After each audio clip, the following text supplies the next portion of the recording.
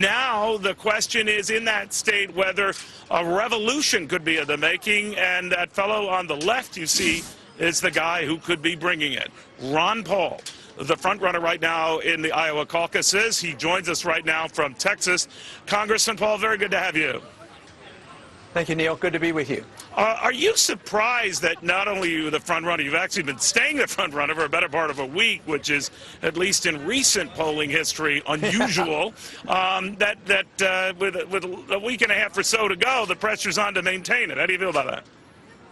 Yeah, you know, I guess I'm supposed to say I'm not surprised, and I expect it all along. No, I'm a little bit surprised, but of course very pleased. I was always convinced that the message would be very popular and very necessary. I wasn't quite sure that I would be the messenger that could deliver it. So things are going very well, and the crowds are getting bigger, not smaller. The enthusiasm is growing, and I'm talking to more than just the young people, the college kids, the retired people coming on. So there's been a definite shift here in the last month. Congressman, you probably heard Terry Branstad, the governor of Iowa, the Republican governor of Iowa, said if you were to win the state, he's telling a lot of people, well, ignore that and focus on who came in second. What did you think of that? Well, I was surprised because he's been pretty generous in the past, and I don't know whether that he didn't mean it to sound the way it did, but it did sound a little bit strange.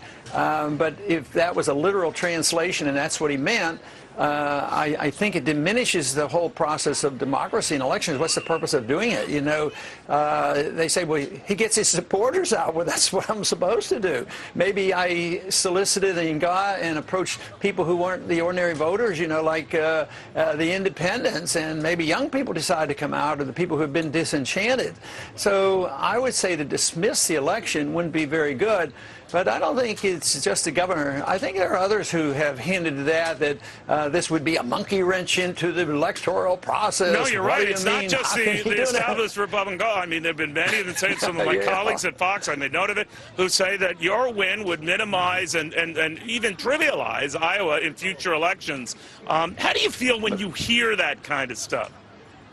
Well, you know what? At first you think, well, this is terrible. But on the second thought, sometimes this sort of helps, because it certainly helps the supporters, the people who might not have been paying much attention. You know, they might even become more energized. It certainly energizes me because, you know, I might be, you know, at a steady pace doing the same thing over and over again and not getting any extra excitement.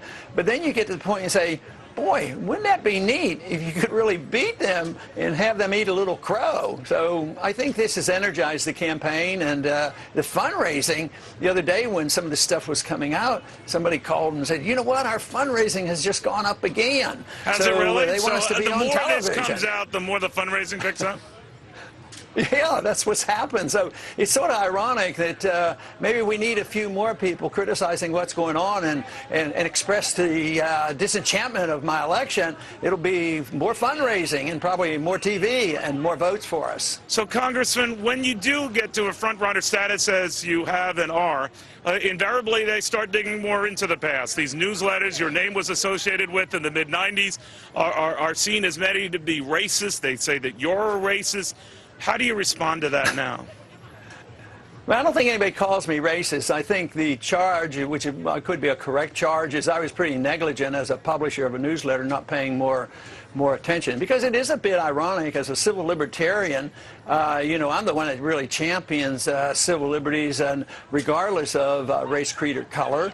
And, you know, even CNN that sort of stirred this pot did a poll the other day, and they took all the candidates, all the Republican candidates, and I came out the best of all of them in appealing to those in the minorities. So I would say that maybe what this will do is stir up the defense, because, you know, I address the drug war and how the prison system isn't work. The judicial system is very unfair to minorities. Nobody else would dare touch that.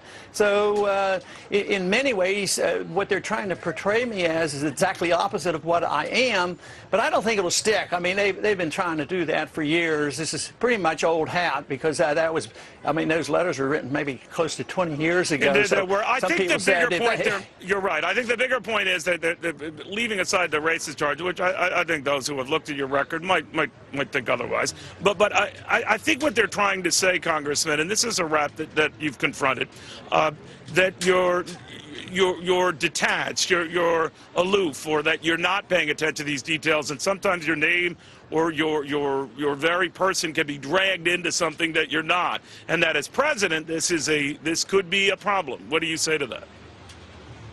Well, I would say that maybe that's part of human nature, because I think Obama was charged with a few associations that he was not very proud of.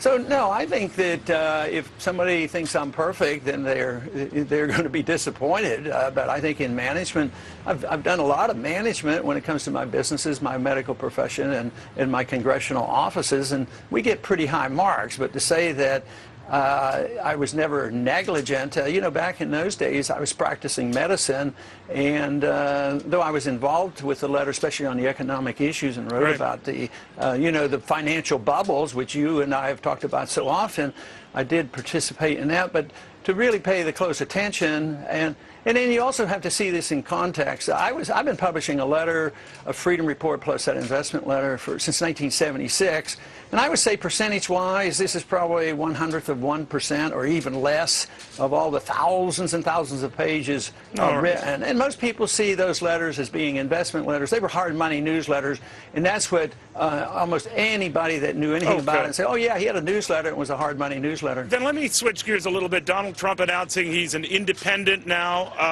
Many say greasing the skids for a potential independent run for president. What do you think of that? Well, to each his own. I don't know. I mean, he may do it. I doubt if he'll do it. But if he really wanted to be president, why did he walk away? Why did he become, you know, concerned that he couldn't do it as a Republican? You know, so I have no idea what he's going to do, and I don't think he'll be calling me for advice. I don't think he's going to come and ask for an appointment to come see me to get any advice or any endorsements. I'm not expecting that to happen. Why have you never kissed his ring like virtually all the other candidates have?